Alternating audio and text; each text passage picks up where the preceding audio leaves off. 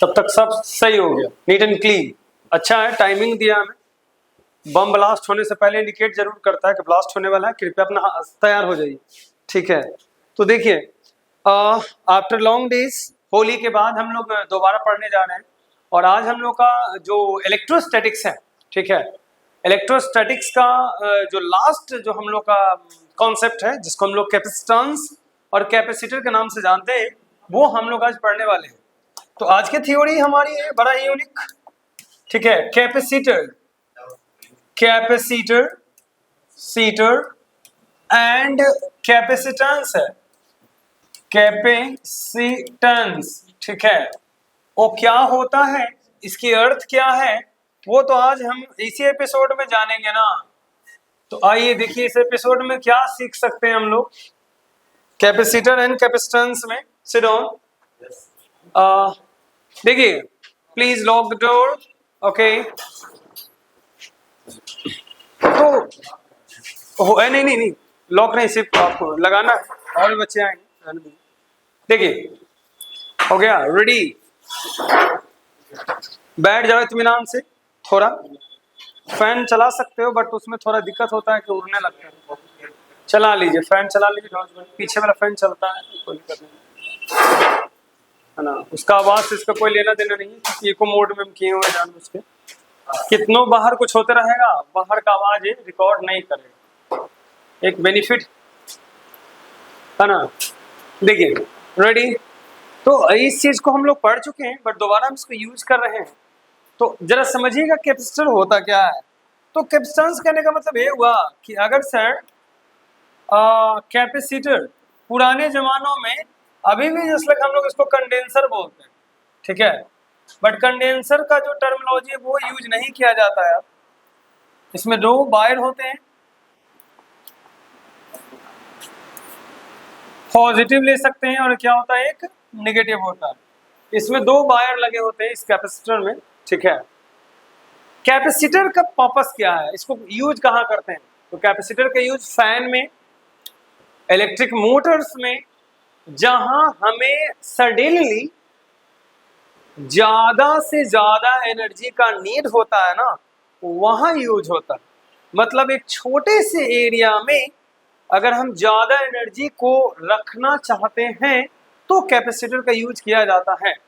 इसका मतलब ये हुआ कि नन्हा से देखने का लग रहा है आपको, इसमें पोटेंशियल एनर्जी जो है कंजर्व रहता है। कौन सा एनर्जी, पोटेंशियल एनर्जी कंजर्व रहता है इलेक्ट्रिक फील्ड के रूप में। किस रूप में, in the form of electric field के रूप में, इलेक्ट्रिक फील्ड के रूप में। क्योंकि हर बच्चा जानता है कि भी बराबर होता है कि क्यू बटा आर।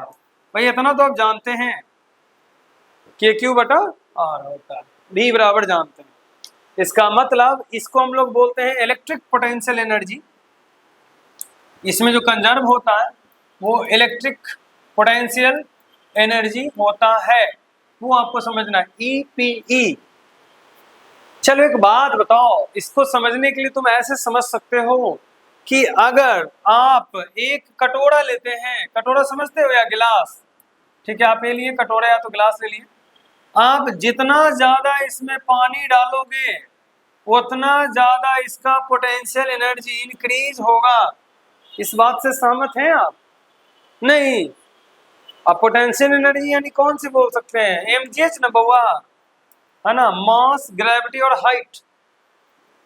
जिस ड्रम में या तो जिस बोतल में ज्यादा पानी होता है उसकी पोटेंशियल एनर्जी भी ज्यादा होती है। ये बात समझिए। तभी तो एक भरा हुआ जो होता है, बड़ा सा कंटेनर होता है, उससे आसानी से पानी नीचे गिर जाता है। अब पोटेंशियल एनर्जी कहने का मतलब ये हुआ ना कि कितना ज्यादा पानी की मात्रा है। अब टंकी वाला एग्जांपल लो ना, छत पर नहीं रखा रहता टंकी, देखा नहीं है ना, वो स्टोर होता है पानी उसमें, और देखते होंगे कि बहुत स्पीड से पानी नीचे आके गिरता है। तो टंकी खाली रहता है ना, तो पानी का स्पीड थोड़ा कम होता है। ये बात समझते हैं आप? खाली रहेगा तो ठीक से पानी फुड़ फुड़ करेगा, आवाज, हवा आएगा, एयर लेगा, कम रहेगा तो। लेकिन वही टंकी अगर भारी रहता है तो बहुत तीव्र गति से पानी गिरता है। ऐसा क्यों समझते हैं आप? क्योंकि उसमें पोटेंशियल एनर्जी ज्यादा होता है, और जितना ज्यादा पोटेंशियल एनर्जी होगा उतना ज्यादा उसका काइनेटिक एनर्जी होगा। की बोलता नहीं, समझ रहे हो? तो वो याद रखने वाला पॉइंट है। तो अब सबसे पहले तो आपने देखा कि कैपेसिटर का जो यूज होता है फैन में, इलेक्ट्रिक मोटर में, ऐसा कोई भी एप्लायंसेस जिसको बहुत ज्यादा एनर्जी चाहिए घुमाने के लिए, वहां पर यूज होता है काफी अधिक मात्रा में। फॉर एग्जाम्पल, जब फैन रुका हुआ होता है ना, तो मैंने बताया था कि जब हम स्विच देते हैं ना, तो यहाँ से इलेक्ट्रिसिटी जाता है। देखो इसको फील कराते हैं तुम लोग को, बड़ा मजा आएगा। कितनी अच्छी फंक्शंस, क्या काम कैसे करता होगा। तो वो वाला एग्जाम्पल है कि मान लीजिए कि ये आपका कैपेसिटर है, ठीक, दिया हुआ। अब एरा में ये जो दिया हुआ है एनर्जी में इस तरह से, ठीक है। तो कैपेसिटर के जो हमारे माइनस प्लस होते हैं उसमें हम इसको ऐड कर देते हैं, जोड़ देते हैं। अब ये करता है क्या है कि चार्ज होता है। क्या होता है? चार्ज होता है। इसकी प्रिंसिपल भी अभी समझाऊंगा, नो डाउट, बट वेट, समझो इसके प्रिंसिपल कितनी अच्छी है। पहले तो चार्ज होता है। अब चार्ज इसका मतलब इसमें दो प्लेट होता है, एक पॉजिटिव मान लेते हैं, एक क्या मान लेते हैं, नेगेटिव मान लेते हैं। दो प्लेट होता है, एक मान लीजिए नेगेटिव, एक मान लीजिए कौन सी, पॉजिटिव। अब ये चार्ज होता है, तो चार्ज होता है तो अपने अंदर इलेक्ट्रिक फील्ड को ऑब्जॉर्व करता है, यानी कि ए जो बाहर से जो डाटा है, क्या बोलते हैं इसको, चार्ज है, उसको अपने अंदर लेता है और लेके अपने अंदर उसको पोटेंशियल एनर्जी में कन्वर्ट कर देता है। कौन सी एनर्जी में? पोटेंशियल एनर्जी में अपने अंदर कंजर्व रखता है। अब मान लो कि अब फैन को तुम लाइन दे रहे हो, मान लो कि अगर फैन को तुम लाइन दे रहे हो, ठीक है, इस तरह से फैन लगा हुआ है। अब इसमें अगर लाइन दे रहे हो तो इसको जब मूवमेंट करना रहता है, जब चलना रहता है अचानक, तो उस समय इसको बहुत अधिक एनर्जी चाहिए। कौन सी एनर्जी? पोटेंशियल एनर्जी चाहिए। अब इसीलिए ये क्या करता है कि सारी एनर्जी क्या फैन को दे देता है, कौन? कैपेसिटर, ताकि वो जल्दी से चल सके। देखो चलते हुए गाड़ी को धक्का देना आसान है, लेकिन अगर गाड़ी रुका हुआ रहेगा तो उसको आगे बढ़ाना कठिन है। उसमें ज्यादा एनर्जी आपको देना पड़ता है, एकदम जोर से धक्का देना पड़ता है। अब भाई कुछ गाड़ी चल रहा है, हल्का भी धक्का दीजिएगा तो बहुत दूर तक चला जाएगा। तो फैन में वही प्रोसेस होती है कि जब फैन रुका हुआ रहता है तो उसको घुमाने के लिए आवश्यकता से दुगना एनर्जी चाहिए, और भी पोटेंशियल एनर्जी के रूप में, जो कैपेसिटर हमें देता है फैन को। अगर कैपेसिटर हटा देंगे तो फैन नहीं चलेगी, सिर्फ घुन घुन करेगा, क्योंकि उसको उतनी एनर्जी नहीं मिल रही है, उसको डायरेक्ट करंट मिल रहा है, इसलिए फैन नहीं चलता। बिना कंडेंसर का फैन थोड़ा है ना, पॉसिबल नहीं है। आप दो कंडेंसर लगा दिए तो और स्पीड में चलेगा, हाँ ऐसा पॉसिबल है। आप दो कंडेंसर लगा दिएगा तो फैन की स्पीड बढ़ जाती है ना, जैसे है वैसे लगा दीजिएगा, ऐसा पॉसिबल है। दो कंडेंसर लगाया जा सकता है। पागल हो है ना। अब दूसरा पॉइंट हमारा ये हुआ कि हम लोग पढ़ चुके हैं कि क्या यूज है, नहीं कैपेसिटर का कैपेसिटेंस बढ़ा देंगे, है ना। अब एक बात बताओ कि तुम एक चीज को समझ गया कि अगर किसी कंटेनर में पानी की मात्रा बढ़ने से इसकी पोटेंशियल एनर्जी बढ़ जाती है। समझना, कोशिश करो समझने का, बड़ा अच्छा चीज है। इस कंटेनर में जितना ज्यादा पानी का हाइट बढ़ेगा उतना ज्यादा पोटेंशियल इसकी बढ़ेगी, समझिएगा, ठीक है। इन दिस कंटेनर कह सकते हैं कि द अमाउंट ऑफ वाटर, समझो, अमाउंट ऑफ वाटर जो इसमें आ रहा है वो डायरेक्टली प्रोपोर्शनल है पोटेंशियल एनर्जी का। कॉन्सेप्ट समझना, इसका मतलब है कि जैसे जैसे पानी बढ़ेगा वैसे वैसे जो है इसकी पोटेंशियल एनर्जी भी बढ़ेगी। पोटेंशियल एनर्जी कहने का मतलब है कि इसका वजन बढ़ेगा, भार बढ़ेगा।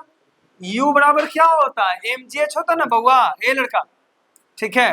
तो एक बात बताओ कि अगर U का मान हमें बढ़ाना है तो मास बढ़ा देंगे, बढ़ा तो नहीं बढ़ जाएगा U क्या?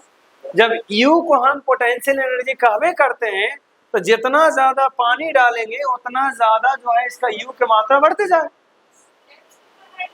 हाँ H भी, पानी का हाइट भी तो बढ़ रहा है, साथ साथ, तो जाहिर सी बात है पोटेंशियल एनर्जी इसका इंक्रीज होगा। यहाँ देखो तो मास कैसे, ज्यादा पानी डालेगा तो मास बढ़ जाएगा, सिंपल। अब दूसरे पॉइंट की amount of water directly proportional to क्या हुआ, पोटेंशियल एनर्जी का। अब ये तो पानी वाला एग्जांपल है, मैंने कहा था कि चार्ज कुछ और नहीं एक फ्लूइड ही है। हम लोग जब शुरू में क्लास किए थे ना तो चार्ज को क्या माने थे, फ्लूइड ही मान के चल रहे थे ना। तो एक बात बताओ, चार्ज भी तो एक तरह का फ्लूइड के ही तरह बिहेव करेगा ना। तो जरा यहाँ से थ्योरी देखिएगा कि अगर हम जितना ज्यादा क्यू देंगे उतना ज्यादा क्या क्रिएट होगा, भी क्रिएट होगा। किसी भी कंडक्टर के अंदर मान लो ये भी एक पॉट से बर्तन की तरह बिहेव कर रहा है, इसमें हम क्या चीज डाल रहे हैं, चार्ज। क्या डाल रहे हैं, क्यू। क्या डाल रहे हैं, क्यू। तो इसका भी जो है धीरे धीरे क्या हो रहा है, इंक्रीज हो रहा है। पोटेंशियल जो है धीरे धीरे जो है V1 है, V2 है, धीरे धीरे चार्ज की मात्रा बढ़ रही है। तो जितना ज्यादा चार्ज देंगे उतना ज्यादा क्या होगा, पोटेंशियल होगा। समझ में आ रहा है, यानी charge directly proportional to potential होता है। और आप भी जानते हैं ना ई कि V बराबर कुछ होता है KQ बटा R होता है। जितना ही होगा उतना ही होगा ना बउआ। अब दूसरा पॉइंट हम ये लेते हैं, तो इसको बराबर करने के लिए वो लाना पड़ेगा कौची, उसको क्या बोलते हैं,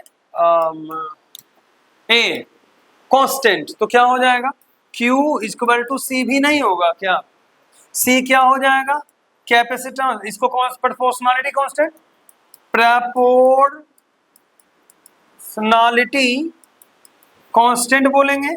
इसी का नाम कौची है, इसी का दूसरा नाम है कैपेसिटेंस। क्या है, कैपेसिटेंस नाम है, कैपेसिटेंस। C से डिनोट्स करते हैं। अच्छा ये कहां से आया है, तो कैपेसिटी नामक वर्ड से आया है। कैपेसिटी क्या, जिसे कैपेसिटी से कैपेसिटेंस का कॉन्सेप्ट आया है। कैपेसिटी से कैपेसिटेंस का खोज हुआ। तुम्हारे नहीं बोलता कि तुम्हारे अंदर कितनी कैपेसिटी, जरा हम देख लेते हैं, उठता है कि नहीं उठता तुमसे, जो कैपेसिटी वाला कहानी हुआ। तो एक चीज बताओ कि कितनी अच्छी फॉर्मूला निकल के आई है कि Q बराबर C भी हो सकता है ना, पॉसिबल है। तो C बराबर इतना आसानी से लिख सकते हैं Q बाई V। Q का तो कुल वोल्ट पोटेंशियल है ना, तो वोल्टेज है। ये इलेक्ट्रिक पोटेंशियल समझते हैं आप लोग, इलेक्ट्रिक पोटेंशियल। इसीलिए पहले पोटेंशियल वाली चैप्टर्स को पढ़ा दी गई है ताकि आप पोटेंशियल को अच्छे तरीके से समझ पाए। तो Q इसका होगा कूलम्स होगा, क्या होगा, कूलम्स होगा। और इसका क्या होगा, वोल्ट होगा। तो एक तो कैपेसिटेंस का बहुत अच्छा निकल के आया कि कूलम वोल्ट इनवर्स होगा, इसका ऐसा यूनिट होगा। कूलम वोल्ट इनवर्स इसका क्या होगा, ऐसा यूनिट। क्या जगह कैपेसिटेंस का निकल के आ गया। लगे हाथ इसके हम ऐसा यूनिट देखेंगे, है ना। बहुत तरह का इसका ऐसा यूनिट आता है, तो वो देख लेते हैं कि क्या है।